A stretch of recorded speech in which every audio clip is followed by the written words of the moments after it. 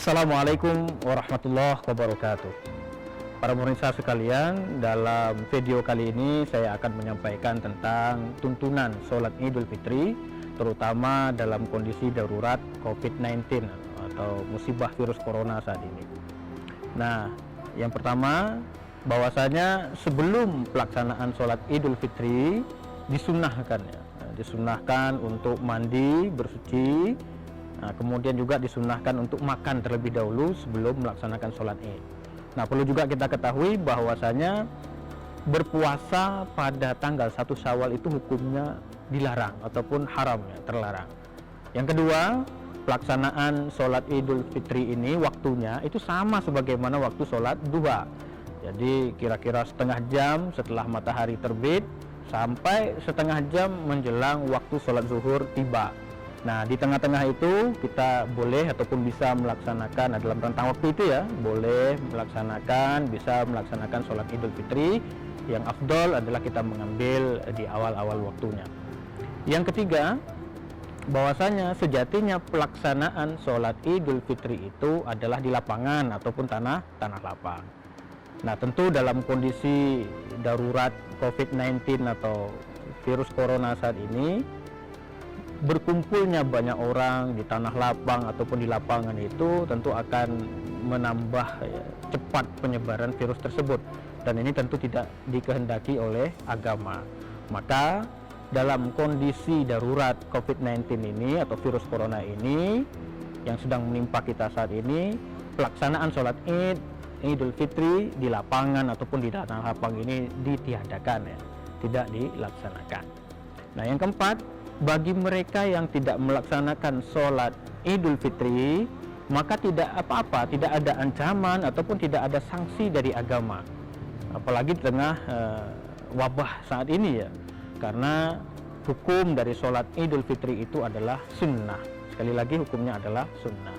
Yang kelima, bagi mereka yang mau ataupun ada orang yang ingin melaksanakan sholat Id, boleh, ya, boleh saja, tetapi di rumah, tidak di lapangan, di rumahnya masing-masing, ya, bersama dengan anggota keluarga yang ada.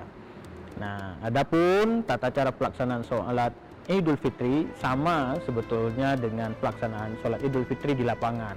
Ya, paling yang membedakan adalah tempatnya itu tadi, ya, biasanya di lapangan, sekarang dipindahkan ataupun dialihkan di rumahnya masing-masing demi menghindari atau mencegah, ya, terjadinya penyebaran virus corona.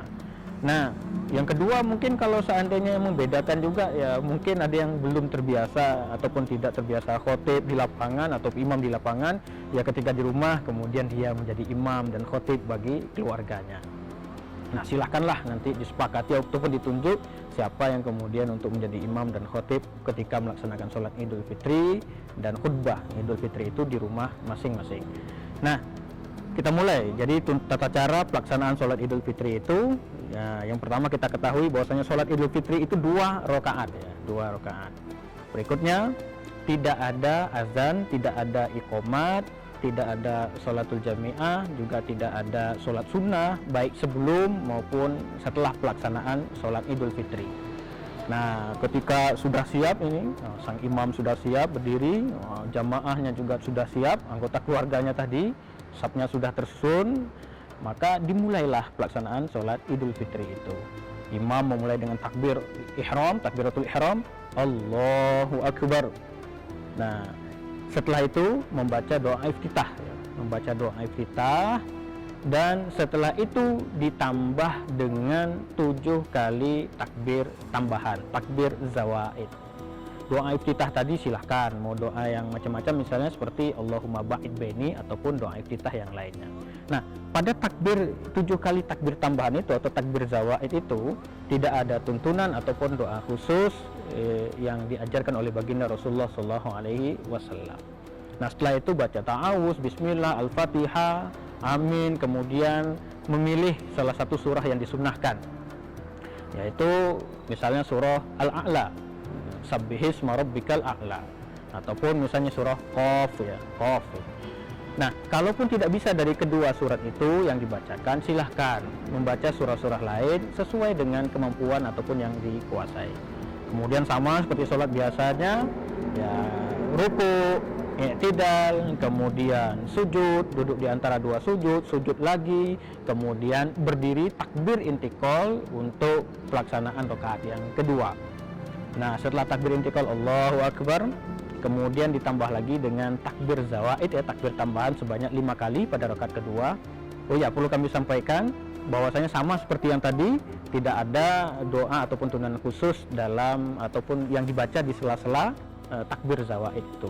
Nah, bagi imam juga mestinya memperhatikan ketika takbir itu, memperhatikan kondisi makmum, akhirnya tidak terlalu cepat untuk takbir berikutnya, ya menyesuaikan kira-kira makmum sudah mengikuti, kemudian bisa takbir untuk yang berikutnya. Nah, setelah 5 kali takbir zawaid pada rakaat yang kedua ini, silahkan kemudian membaca ta'awuz, bismillah, al-fatihah, amin, kemudian memilih salah satu surah yang disunnahkan. Nah, salah satunya adalah misalnya surah Al-Ghasyiyah, hal ataka haditsul ghasyiyah, atau misalnya surah Al-Qamar, iqtarabatis sa'atu wan syaqqal qamar.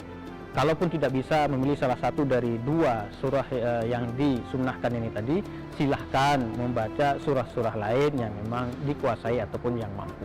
Setelah itu sama ruku, i'tidal, kemudian sujud, duduk antara 2 sujud, kemudian sujud lagi dan duduk tahiyat akhir, dan kemudian sama membaca doa tasyahud itu, kemudian diakhiri dengan salam. Maka selesailah rangkaian untuk sholat Id. Nah, setelah itu bisa dilaksanakan khutbah ya. Jadi setelah itu pelaksanaan khutbah Idul Fitri. Nah, harus diketahui bahwasanya khutbah Idul Fitri itu sejatinya hanya 1 kali saja, tanpa ada diselingi dengan duduk selama khutbah itu. Nah, dimulai dengan tahmid, alhamdulillah, kemudian seperti biasa bisa baca sholawat, kemudian wasiat ya, pada diri sendiri dan juga kepada jemaah, kemudian dilanjutkan dengan nasihat-nasihat yang disampaikan, misalnya kutipan ayat ataupun kutipan hadis ataupun nasihat lainnya yang dirasa perlu untuk disampaikan kepada jemaah keluarga itu. Nah, setelah itu kemudian disunnahkan atau dianjurkan di sela-sela khutbah itu diselingi dengan takbir, Allahu Akbar, Allahu Akbar. Jadi sejatinya dimulai dengan tahmid ya, tahmid untuk memulai khutbah itu tadi, tapi dianjurkan untuk memperbanyak takbir ketika khutbah itu berjalan ataupun diselingi ya, diselingi ketika khutbah itu berjalan ataupun berlangsung. Kemudian jika dirasa telah cukup nasihat yang ingin disampaikan, diakhiri dengan doa. Nah, jadi sunnahnya, jadi telunjuk diangkat atau ditunjuk ke atas ya. Kemudian berdoa sebagaimana biasanya. Silahkan kemukakan doa yang ingin disampaikan. Bisa dimulai dengan sholawat terlebih dahulu, kemudian hamdalah ataupun tahmid, baca doa-doa yang diinginkan, kemudian bisa ditutup dengan sholawat, kemudian tahmid ataupun hamdalah. Maka selesailah rangkaian khutbah Idul Fitri. Nah, itulah kira-kira tuntunan, baik dari tuntunan ketika sholat Idul Fitri, baik dari rangkaian sholatnya, kemudian juga rentetan rangkaian khutbahnya tadi. Demikian, mudah-mudahan bermanfaat. Assalamualaikum warahmatullahi wabarakatuh.